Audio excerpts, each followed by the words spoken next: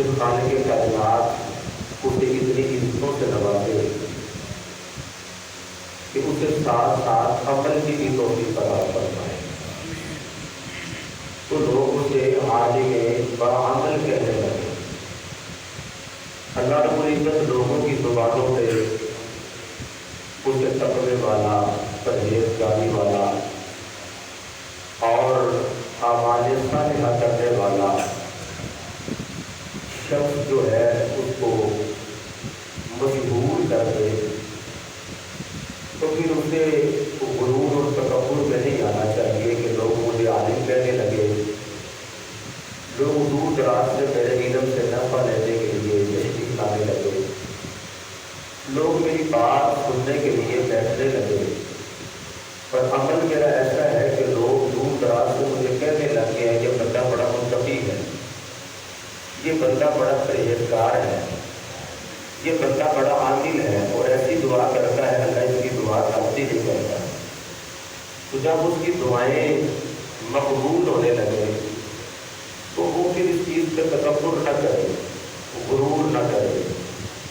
اور پھر ایسا شخص جسے اللہ مال بھی عطا فرمائے اور وہ سخاوت بھی کرے، مساجد بھی بنوائے، مدارس بھی بنوائے، تو لوگ اسے سبھی سبھی کہنے لگے، تو وہ اس بات پہ بھی غرور اور تکبر نہ کرے۔ امام حاکم نے مستدرک کے اندر حدیث نقل کی ہے، حضور فرماتے ہیں دو بندے ایسے حریص ہیں جن کا دل بھرتا نہیں، ایک وہ بندہ جس کو اللہ نے علم عطا فرمایا ہے، وہ کہتا ہے کہ میرے پاس اس سے بھی زیادہ علم ہو، اور ایک وہ بندہ جسے اللہ نے مال دیا ہے اور وہ کہتا ہے مالک مال مجھے اس سے بھی زیادہ عطا فرما۔ تو دو بندے حریص ہیں، اور فرماتے ہیں فقہاء کہ حریص وہ بندہ اچھا ہے جو علم کا حریص ہو، جسے یہ طلب ہو کہ مجھے علم زیادہ عطا کر دیا جائے۔ تو علم پہ تکبر کرنا، عمل پہ تکبر کرنا، یہ عادت شیطان ہے، اور ہر چیز رکھ کے عاجزی کرنا یہ عادت بندہ رحمان ہے۔ اور ہمیں چاہیے کہ ہم شیطان کے بندے نہ بنے بلکہ رحمان کے بندے بنے۔ آپ اندازہ فرما لیں کہ حضرت یونس علیہ السلام آپ نے اللہ کے نبی ہونے کے باوجود کہا تھا لا الہ الا انت سبحانک انی کنت من الظالمین۔ اگر کوئی بندہ معاذ اللہ کسی نبی کو ظالم کرے تو کافر ہو جائے گا، لیکن آپ کی عاجزی کی ساری دیکھیں، آپ نے کہا رب العالمین تیرے علاوہ تو معبود ہی کوئی نہیں، تیرے علاوہ تو میرا معبود ہی کوئی نہیں، تیرے علاوہ تو میرا مسجود ہی کوئی نہیں، لیکن مالک میں اپنی جان پہ ظلم کر بیٹھا۔ یہ اتنی عاجزی، اتنی انکساری اور اتنی بردباری کے ساتھ اللہ کی بارگاہ میں التجا کرتے۔ تو آج تو بندے اپنے حسب و نسب پہ فرمان کرتے ہیں، ایک بندہ کہتا ہے میں رانا صاحب ہوں، میں تو چودھری صاحب ہوں، میں تو بڑا امیر ہوں، مجھے اللہ نے کوٹیاں دی ہیں۔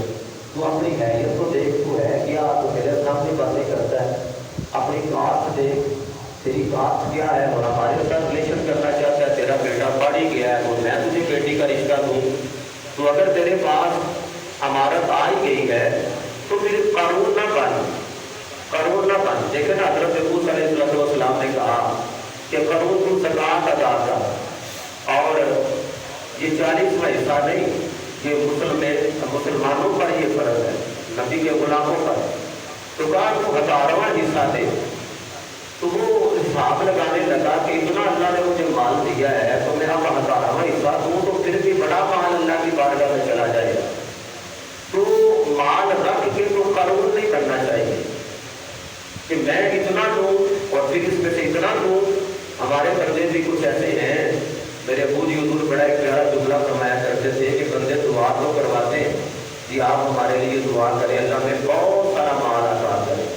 تو کہتے ہیں جب کہتے ہیں چلو میرے لیے دعا کر دے اللہ تجھے، اس وقت 10 لاکھ روپیہ بڑی چیز تھی، آج میں کہہ لیتا ہوں اللہ تجھے 10 کروڑ روپیہ دے، چل 10 کروڑ روپے اللہ دے دے، تو مجھے بتا 8 کروڑ روپیہ تو اللہ کی راہ میں خرچ کر لے گا؟ کہنے لگا یہ کام بڑا خراب ہے، دیکھو جناب 10 کروڑ روپیہ ہے وہ تو سوال ہے بندہ 8 کروڑ جڑا نا اللہ کی راہ خرچ کرتے مقابلے کرنے والے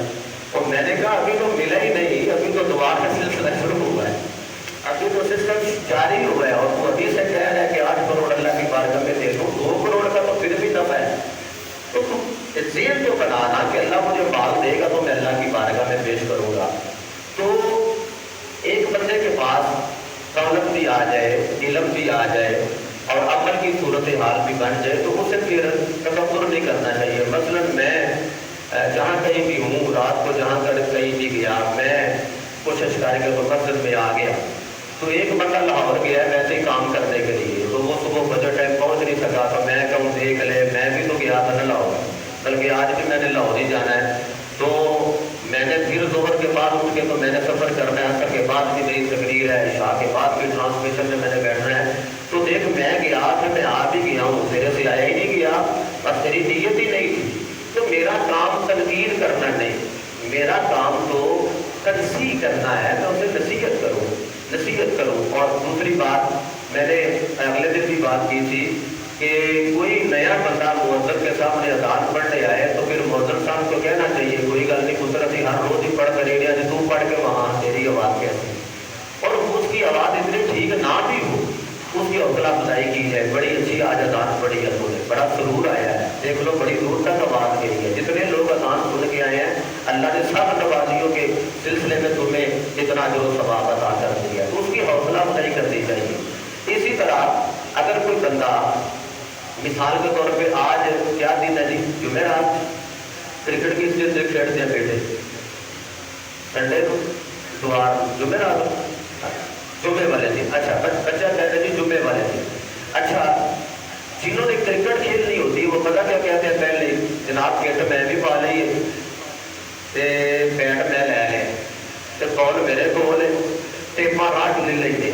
तो गड्डी मैं ले लीए, तैयार हो जा बस ए फलानी जगह से जाना है क्रिकेट खेडर वास्ते। अच्छा जो क्रिकेटर मैन है वो घर से बॉल ले, घर से बैट ले, रस्ते में से टिप्पे ले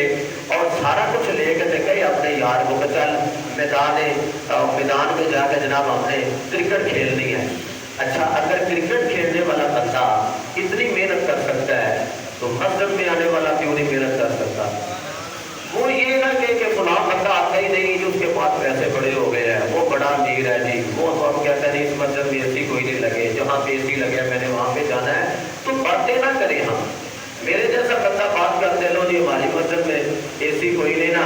अब फलां जगह पे एसी लगा तो करा दिया भी यार से तो बंदा वहाँ पे जा रहा है, ओ भाई इतने गल ना करिए,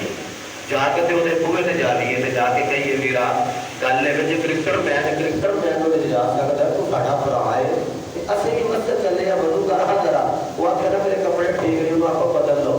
अज नमाज को ले जाके तो तेनों नल लेके जाए जिस तरीके के साथ उसे साथ लेके चले और फिर इंशाअल्लाह इंतजाम जो है वो पहले से फिर हो जाएगा। और बंदे फिर मैंने हाथ को नसब अमीरी और अमारत से मान करते हैं। अच्छा जो बंदा अमीर पैदा हो वो पहले कोई अल्लाह से वादा लेके पैदा हुआ कि मालिक मुझे अमीर बाप के घर में पैदा करना है। अच्छा जो बंदा गरीब पैदा हो गया उसने अमीर को पहले कर्ज देना था कि वो गरीब बाप के घर में पैदा हुआ है। हो सकता है जो अमीर बाप के घर में आया है अमीर बंदा जो है वो अपने गुनाहों के सबाब जहन्नम में चला जाए, तो जो गरीब बाप के घर में आया है मेरे नबी ने तो दुआ की रब्बुल आलमीन मुझे रख भी फकीरों में मुझे उठाना भी फकीरों में, तो हो सकता है ये जो गरीब है ये उस बेटे को जन्नत में ले जाने का सबब बन जाए। और मान नहीं करना चाहिए, ये मैंने अपने घर में कुछ ये लिखता हूँ रजीब का भी इसका मिलता जुलता ना भी हो तो मैं सिर्फ कोई अल्फाज जोड़ लेता हूँ और मैं तो कहता हूँ और ना कर मान तू इलम अमल माल से, ना कर मान तो इलम अमल और मान से, हाँ ओ भैया बंदा बन तू उस रहमान का जिस शख्स ने तुझे दुनिया में पैदा किया है। राना साहब है, कोई भट्ट साहब है, कोई जट साहब है, कोई बट्टू साहब है, कोई जनाब दीगर बरादरी से ताल्लुक रखते हैं, ये तो अल्लाह ने किया था तेरे मेरे तारुफ के लिए। तो हम किस जगह पे चल पड़े जनाब उमर फारूक रज़ी अल्लाह तआला अन्हु, आप जैसा शख्स आप जब कितना अल्लाह रब्बुल इज्जत ने आपको मर्तबा मकाम अता फरमाया कि हजरत नूह अलैहिस्सलाम के ज़माने जितनी जिंदगी हजरत जबरील अमीन कहते हैं मुझे चाहिए कि मैं हजरत उमर फारूक की शान बयान करूँ और वो जो आसमानों पे है वो उमर फारूक जिस जगह से गुजर जाए शैतान अपना रास्ता ही बदल जाए, वो उमर फारूक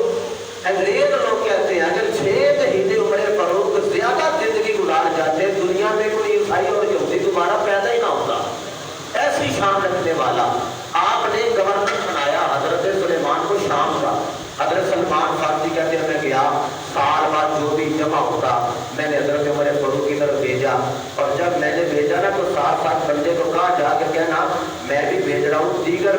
इलाके जो है वहाँ से भी इसको माल आ रहा है, तो उमर फारूक जिंदगी कैसी गुजार रहे हैं। अगर सलमान कहते मैंने बंदा भेजा, बंदा वापस आया, कहने लगा जी उन्होंने मौजा लग गई है केड़ियाँ, उन्हें कहा जी अच्छा कैसे गरीबे बने हैं, उन्हें कहा जी वो तो नरम नरम काट पे नहीं थे, नरम काट पे बैठते हैं, वो तो जनाब कमाल के खाने खाते हैं, उनका तो अंदाज ही शाना हो गया है। तो हजरत सलमान कहते हैं मैंने उसी वक्त पग उतारी और उतार के रख के मैंने कहा मैंने खबर नहीं करनी, जाके मैं हजरत उमर फारूक को जवाब देता हूँ। आप कहते हैं मैं मदीना शरीफ पहुंचा तो उमर फारूक मेरे इस्तकबाल के लिए खड़े हैं, इस्तकबाल के लिए। और हजरत सलमान फारसी हुआ कि पिघते पिघते सरकार की बारगाह में पहुंचे, और मैंने ऐसे भी पढ़ा है कि 100 साल आपकी उम्र थी जब नबी की बारगाह में आए। उमर फारूक ने इस्तकबाल किया, मरहबा जी आया नो खुश आमदीद, अंग्रेजी में जैसे कह लो वेलकम, आओ जी तशरीफ ले आओ। उमर फारूक कहने लगे मेरा तो इस्तकबाल करने के लिए आप तशरीफ ले आए हैं, तो नबी अलैहिस्सलाम की सुन्नतों को आपस में कुछ डाल रहे हैं, आप दुनिया की तरफ रगबत इख्तियार कर रहे हैं। तो उमर फारूक की आंखों में आंसू आ गए, आपने कहा जी बैठे पानी पिए कुछ खाना है तो खाए फिर बात करो। उन्होंने कहा जी बात इतनी होगी केड़ी गल, उन्होंने कहा मैनू पता लगा तुम खाने बड़े खान लग पे, मैनू पता लगा तुम नरम काटा से बहन लग पे हो। तो हजरत उमर फारूक ने फरमाया मेरे भाई सलमान बैठो तो सही, मुझे हकीम ने कहा था तू बीमार हो गया है, अगर तू चाहता है कि जल्दी तंदुरुस्त हो तो रोटी के साथ अंडे की जर्दी खाया कर। बस मैंने सफेदी लहदा कर दी तो अंडे की जर्दी के साथ खाना खाया तो नाराज हो गया है, अपनी मर्जी से नहीं, ये हकीम ने मुझे बताया है। तो जनाब जरा अंडे की जर्दी खाए उसके नाम सलमान नाराज हो जाए, तो जरा सवेरे सवेरे 2 अंडे खाए, अपनी तरफ भी तो हम देखें ना। तो कहने लगे कि आप नरम टाट पे बैठते हैं, वो कहने लगे जनाब गाले वे नरम टाट पे मैं क्या बैठता हूँ, मेरा टाट फट गया था, उसको छुपाने के लिए उसकी मैंने 2 तह लगा ली और दूसरी तह के नीचे तीसरी तह जो फटी हुई थी उसको मैंने रख लिया तो वो नरम हो गया। सलमान तो फिर भी नाराज होता है तो मैं मादरत करता हूँ। अगर सलमान फारसी उसी वक्त सीने के साथ लग गए, कहने लगे मुझे आप माफ कीजिएगा, कहते हैं तो मैं हजरत अबू बकर सिद्दीक की बारगाह में सलाम पेश कर लेता हूँ, नबी पाक की बारगाह में सलाम पेश कर लेता हूँ। तो अगर आप कहते हैं तो मैं किसी जगह पे चला जाता हूँ। आपने कहा नहीं आप आ तो गए हैं, नबी की बारगाह में भी सलाम पेश करें और अबू बकर की बारगाह में भी सलाम पेश करें तो मेरी शिकायत ना कीजिएगा, ये हकीम ने मुझे बताया। ऐसे